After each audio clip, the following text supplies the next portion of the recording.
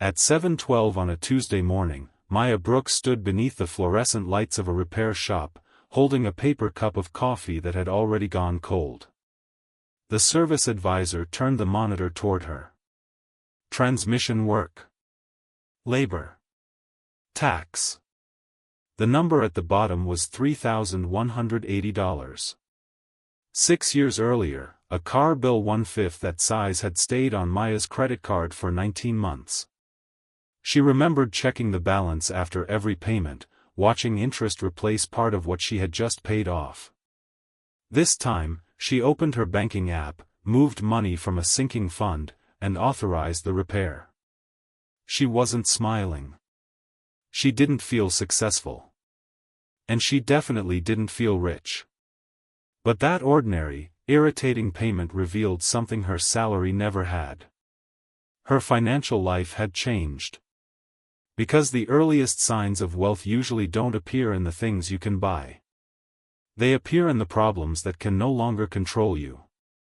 And that repair bill was only the 5th sign. Maya is a fictional composite, but the financial mechanics behind her story are real. By the end, you'll see 6 signs that your financial position may be strengthening, even when your checking account, your car, and your lifestyle still look completely ordinary.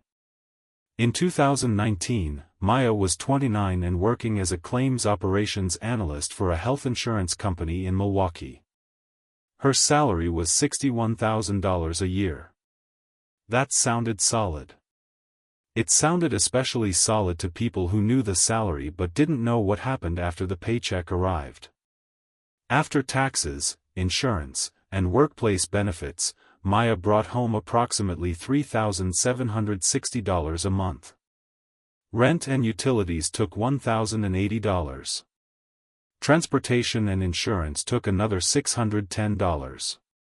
Food, her phone, and healthcare averaged $820. Minimum payments on her credit cards, student loans, and auto loan consumed $720. Irregular expenses and everything else took about $360. Total monthly spending, $3,590. That left Maya with $170. Not $170 a week. $170 for the entire month. As long as nothing broke, nothing hurt, and no annual bill arrived, the system appeared to work. Then she needed 4 tires. The bill was $640. Maya had $1,400 in cash, but using almost half of it felt dangerous. So she charged the tires and promised herself she would pay the balance off quickly. But the following month brought a medical copay. Then her insurance renewal. Then a wedding that required a hotel room and a gift. The tire purchase remained on the card for 19 months. By the time it disappeared, Maya had paid for more than rubber. She had paid for the privilege of not having enough cash at the moment she needed it. On paper, she wasn't starting from zero. She had $6,700 in her 401k. Her car was worth about $10,500. Including cash, her total assets came to $18,600. But she also owed $6,800 on credit cards, $24,200 in student loans, and $11,600 on the car. Her total debt was $42,600. $18,600 in assets minus $42,600 in liabilities left Maya with a net worth of negative $24,000. But that number wasn't what frightened her.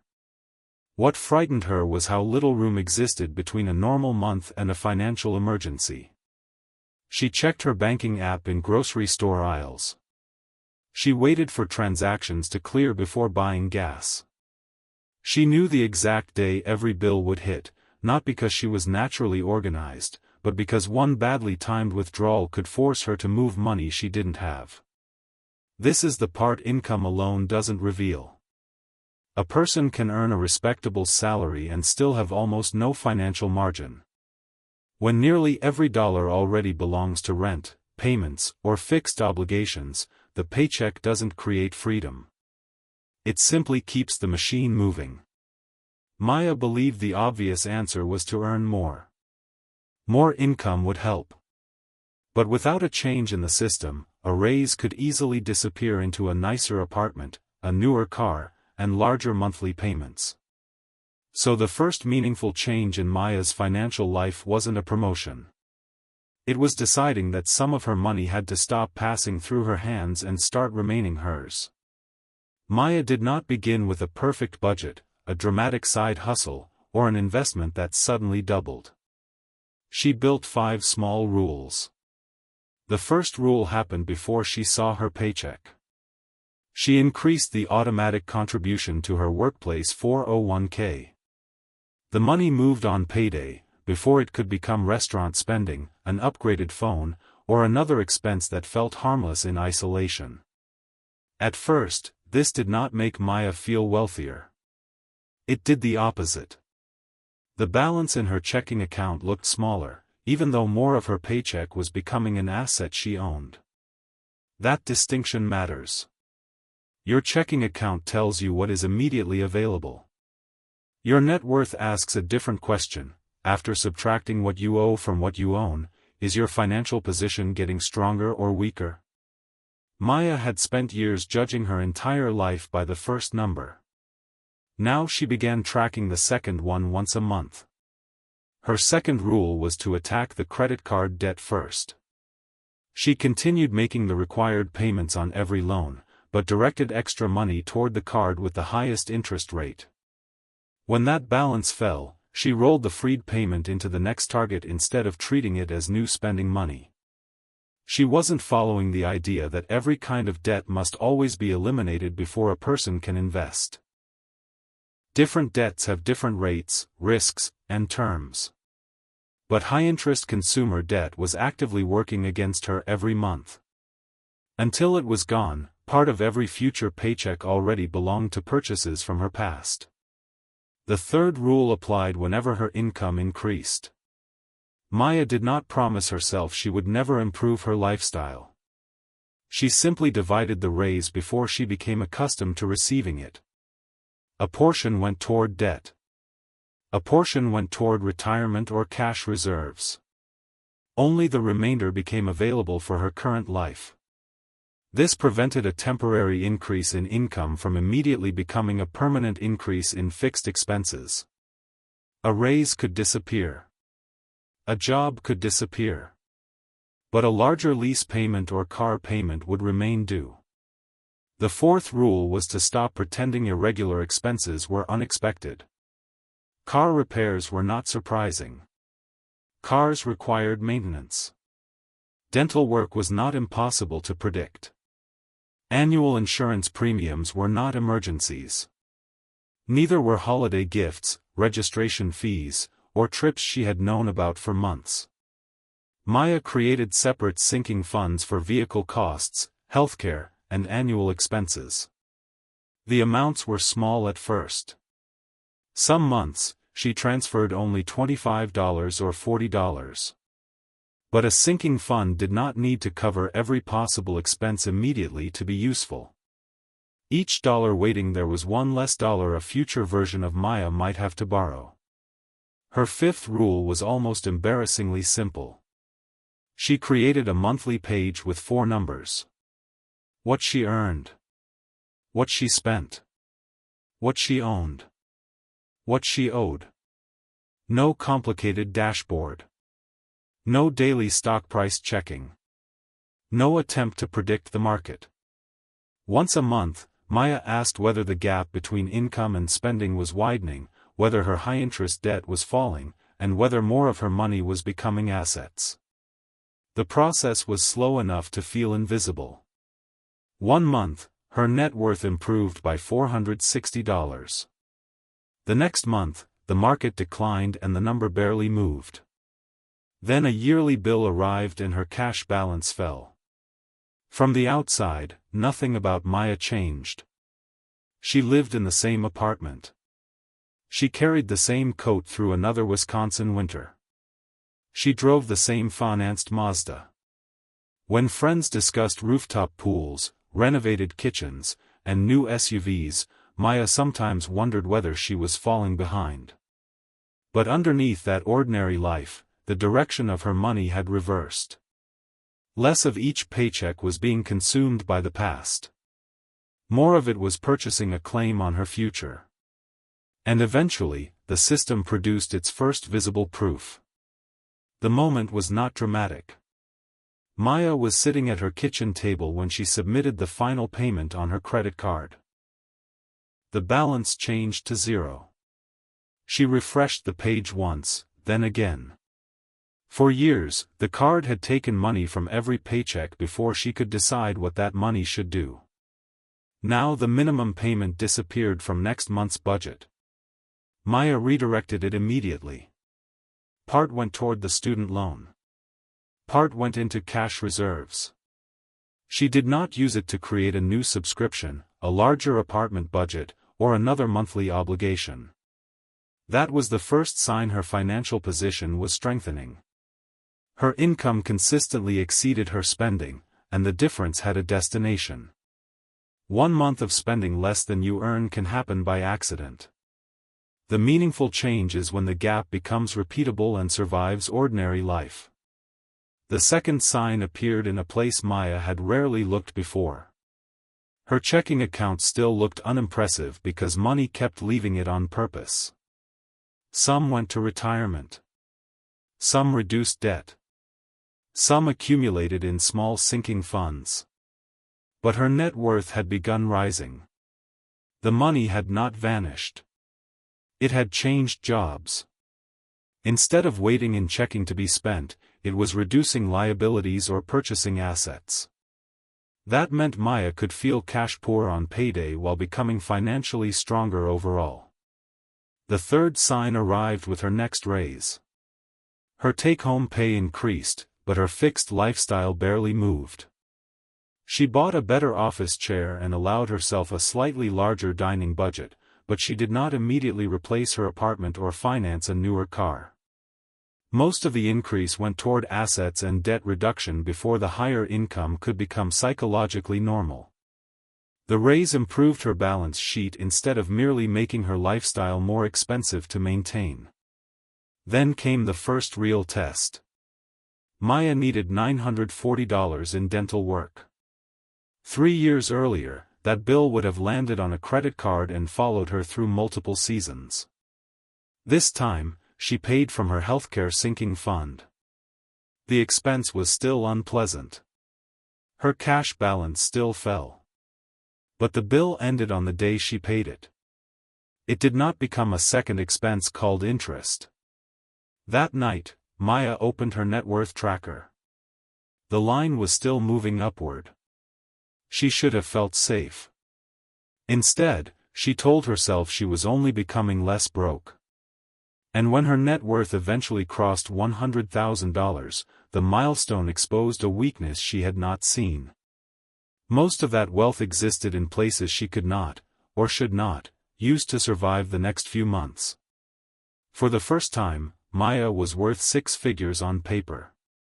And somehow, she felt more financially vulnerable than she had the day before. By the time Maya's net worth crossed $100,000, she had imagined the number would feel like a rival. It didn't.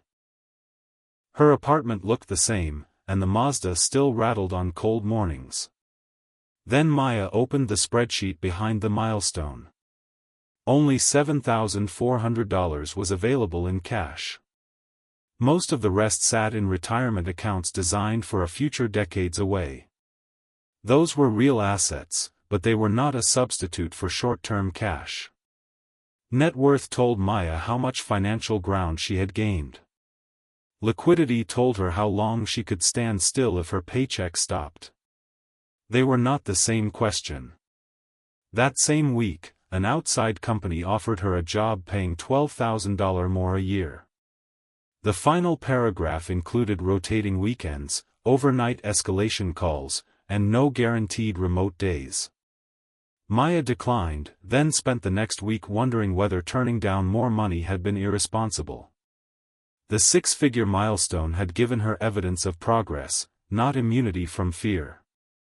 It also revealed the fourth sign that wealth may be forming quietly. Interest stops being a permanent drain, while ownership begins working in your favor. Maya was no longer carrying revolving credit card debt. Instead, she owned diversified investments through retirement accounts. In some periods, contributions, an employer match, and market growth pushed the balances higher together. In other periods, the market fell. Compounding did not promise a positive month. It gave invested money an opportunity to participate in future growth instead of letting expensive debt pull every extra dollar backward. But Maya now understood that long-term growth could not replace short-term resilience. So she changed the system again. She slowed taxable investing, kept contributing enough to capture her employer match, and directed more cash toward emergencies that could not wait for a market recovery. Her net worth might rise a little more slowly. Her life would become harder to knock off course. Maya's closest friend, Tessa, noticed a different problem. For 3 months, Maya declined nearly every invitation. Each refusal sounded practical. Together, they sounded like fear. One evening, Tessa asked, "What exactly are you saving your life for?" Maya bristled. Tessa paid her bills, saved for retirement, and spent deliberately. She was asking whether Maya's system still served her. Maya realized that frugality had begun as protection. Somewhere along the way, she had turned it into proof that she was responsible. Any purchase that was not strictly necessary felt like a moral failure. That was not freedom either. So Maya added one more category: flexible spending. Not a reward for being good. Money with a defined purpose, letting the present exist without borrowing from the future. By 2026, that category would hold $290 a month for meals, gifts, small trips, or simply leaving unused.